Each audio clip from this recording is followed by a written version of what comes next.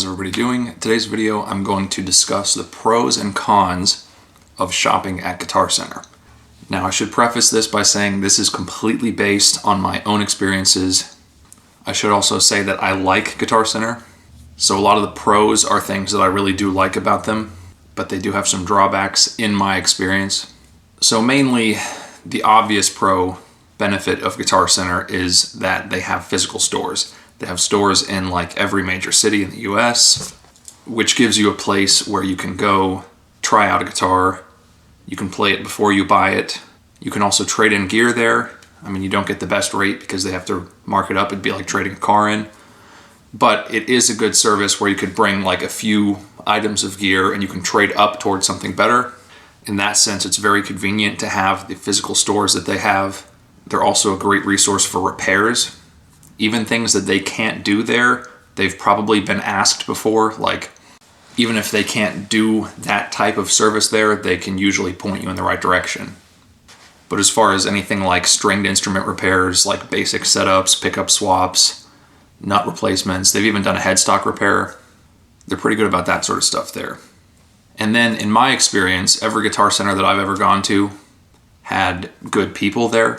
Now, with having so many stores that they have in every different area, that can vary. I have heard of some people not getting along with the Guitar Center employees in the best way, but in my experience, I've always gotten along with them. They've always seemed pretty interested in music and guitars when I was there, and they've always been very helpful to me at the locations that I've gone to. So all that being said, that was all positives. All of their physical aspects of their stores, in my experience, have been good. Moving on to where it gets a little bit more murky is their online presence. And this is where I feel Guitar Center has some benefits and some struggles. So when it comes to used listings, this is probably the only way that I really reliably use Guitar Center's website. I find that with their return policy and the fact that you can bring a return to a physical store and you don't have to like repack and reship something back if you don't want to, I find that to be very helpful.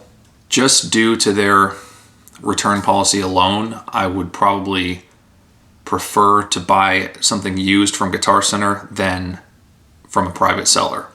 But there are some caveats to that because I have seen listings on there that are not necessarily accurate. So the vast majority of the listings that I do see on Guitars and Amps, which is what I've looked at, the majority of those are accurate. But because there's so many people at so many different locations that have varying levels of experience, there have been a few times that I have found listings that were not accurate. Now I have actually benefited from this a couple of times because there had been a listing that the pricing was too low for what it was, or not too low, but not consistent with the market. So one particular example where the used listing was not quite that accurate, but I actually managed to benefit from it, was I was looking for an Ignator Tweaker amp. There's a couple different versions of that. I think there's a 15, a 40, and an 88. The 88 has not been made for a while, but that's the one I was looking for. So on Guitar Center used listings, they showed a bunch of Tweaker 40s, and then they showed 2 listings for the 88. Well, probably more than 2, but 2 of them that were priced the same as the 40s. So that would lead me to think that either A, it's not actually an 88, it's actually a 40, or B, it is an 88 and it's really mispriced because it should be priced higher. So then, knowing what I know about their inconsistent sort of listings in general, I mean, they are largely accurate, but knowing that they could have some discrepancies, I clicked on the first listing. And sure enough, if you looked at the pictures, it was a 40. So that was incorrectly listed as far as what the model is. But the price was okay. So I looked at the next listing, and it actually, looking at the pictures, it was the 88. So then I thought, well, I have to buy that one because that one is actually priced too low, really. It was priced lower than the going rate because whoever priced it probably clicked, typed in Ignator Tweaker, and then they found 40s and they said, okay, they go for that much. they probably shortchanged whoever traded that in order to list it low. The person was probably just like, whatever, and then they took it and they could list it that low. And then I bought it that low, and then me as the end user, I came out ahead. It's a little concerning because not everybody is going to know that. So I go through all the Guitar Center used listings for things that I know the market value of and that I know the models really well, which is like guitars and amps. I always look at Les Pauls on there because there are occasionally some that are listed wrong. Sometimes they're overpriced, sometimes they're underpriced. I would look for the underpriced ones and I would know what I'm looking at more so than the person who may have listed it. But it's slightly concerning because imagine if there's like a single mother who their kid likes guitar, and so they go online, they try to find a good deal on something used, and they end up overpaying for something that was listed wrong, and they don't even know any better. So that would be my concern with it. If you know the gear really well, you may know better than them on the used listings. If you don't, you could come out ahead, but there's a 50-50 chance you would overpay compared to like the fair market value for something. I'm sure if you found that out on the tail end of it, they would let you return it. But my thought process is it's a parent who doesn't really know buying for their kid and that they don't actually know the difference and they're never going to know the difference. I don't know. Maybe I'm thinking too far into it, but as long as the system works and I know what I'm looking at, it's a great way to buy used stuff because of that.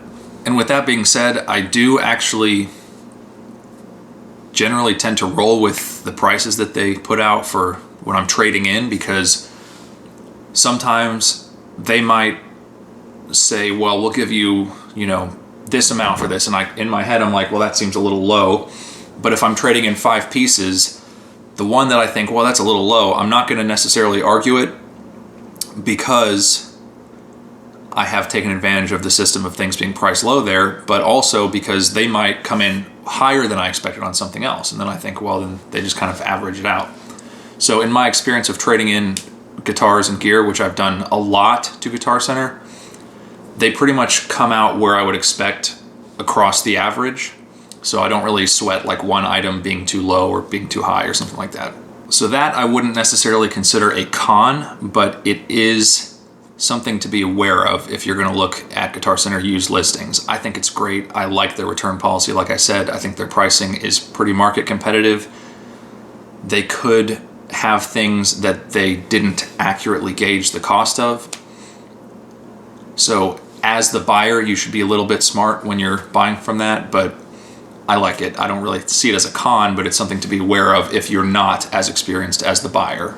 Now let's get into what I feel is the only real downside to Guitar Center across the board.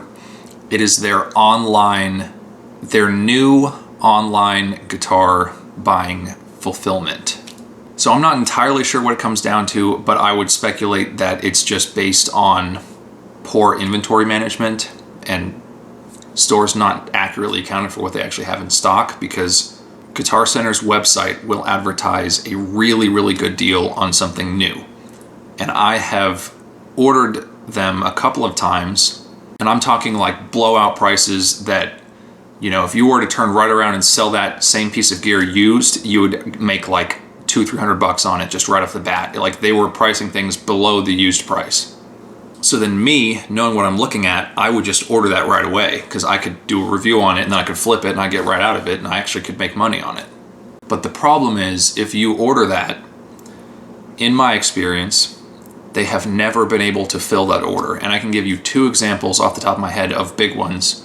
So last year, they were doing those Les Paul double cut junior tributes, if that's the right name, those satin double cut juniors. That was a Gibson USA model. Used, they're going for like $750 probably. And Guitar Center had them listed brand new at $550. And I actually thought that guitar is kind of charming in a way. So I was like, you know what, let me order a blue one. So obviously if you could buy one for $550 and they ship it to you for free, and then you could sell it for $750, there's no risk really involved. But the problem is, like 3 weeks went by and nothing ever happened. I got an email saying we got your order, and then nothing happened. And they didn't charge me for it, but eventually they called me, and it was somebody from a store that said the order got allocated to my store, but I can't fill it. I only have the special model in stock, which was like the one with 2 P90s instead of 1. And to be fair, he did say, do you want that model for the same price, or do you want a deal on some other guitar? But my answer to that was no thank you, because the special, for whatever reason, even though it has more features and it was priced slightly higher, I didn't really want it because it's not as endearing to me to have a 2 pickup P90 Les Paul Jr. I'd rather just have 1. But that guy, it wasn't necessarily his fault, or maybe it was if he wasn't reporting his inventory correctly, but he did offer to make it right, to give me a discount on something else, but at that time I just thought, well, I don't really want something else, so sorry that happened, but I guess the deal was too good to be true in that case. More recently, there was a listing that they had, I want to say it was also for $550, or it was between $500 and $600 for a Marshall DSL 100 head, and at this point, that's like probably the used price, if not slightly higher, because I think those things are going for like $800-900 new now, and they haven't been priced that low new in a very long time. It was like a clearance deal. I really don't know off the top of my head what a DSL goes for these days, but I'm sure it's a few hundred higher than that. Let me look it up. Okay, yeah, these are going for $900 new, so it's $500 to $550 versus $900 is a huge deal. You probably would see them for $700, $600, $700, $800 on the used market, depending on the condition. But I thought, well, that's another example where I could buy that amp, play it, sell it for more than I paid for it, and I'd be happy. So I ordered it instantly, even though I wasn't really all that interested in a DSL 100. I do like them, and I just thought, well, it'd be cool to do for a video and then get rid of it, because there's no risk at that price. Again, this time it took like 2 months. They said, we got your order, it's processing, we'll send you an email when it ships. Never got the email. I kind of knew the drill by then, so I didn't expect it to ever come. But I did think, well, that's still a good deal. I would keep the order out there in case they can fill it, because that's a good deal for me. But of course, they never filled it. And then this time, it really was like 2 months later.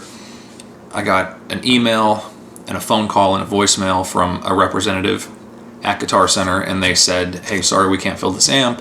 What else can we do to earn your business? I guess if there's something that you wanted from them at that point, you could probably leverage a deal at that moment, but there's nothing else that I really want from Guitar Center that badly, so I just blew it off. So I just figure, that's one thing I tried to order that they couldn't fulfill, that's another thing I tried to order that they couldn't fulfill.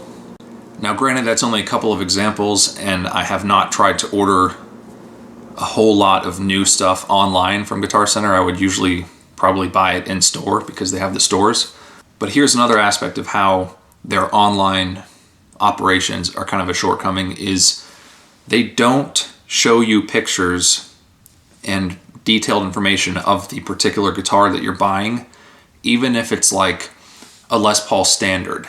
You could go on there and order a $2,500 Les Paul Standard, and you're not going to see any pictures of the top that you're getting. You're not going to see the weight of it. Like, Sweetwater, I think, pioneered that, but now I think even, other retailers are doing it, all except for Guitar Center, which is I know that they do have physical stores to go to, but that's still a big shortcoming, especially lately, because a lot of people don't want to go to a store.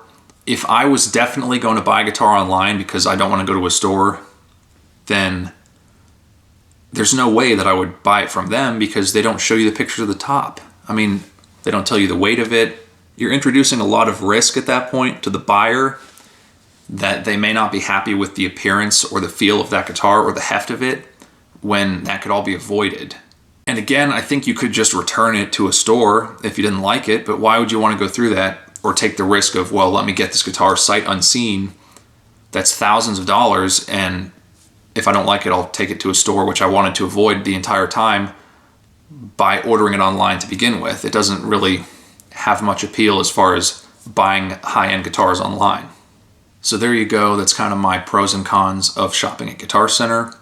I think their stores are great. I like to go there. I like the fact that they do repairs. I like that you can play guitar before you buy it if that's what you feel like you need to do. I like that you can trade in there. I think most of the people that work there are engaged and interested. It's just some of their online aspects could be a little bit better managed. And of course, that's just in my own handful of experiences. I'm sure there's people out there that have had nothing but great experiences, and that's great. Let me know in the comments if you guys have had any positive or negative experiences buying from Guitar Center in those aspects that I talked about. If you like this video, don't forget to share it and subscribe, turn on notifications, and I will see you guys next time.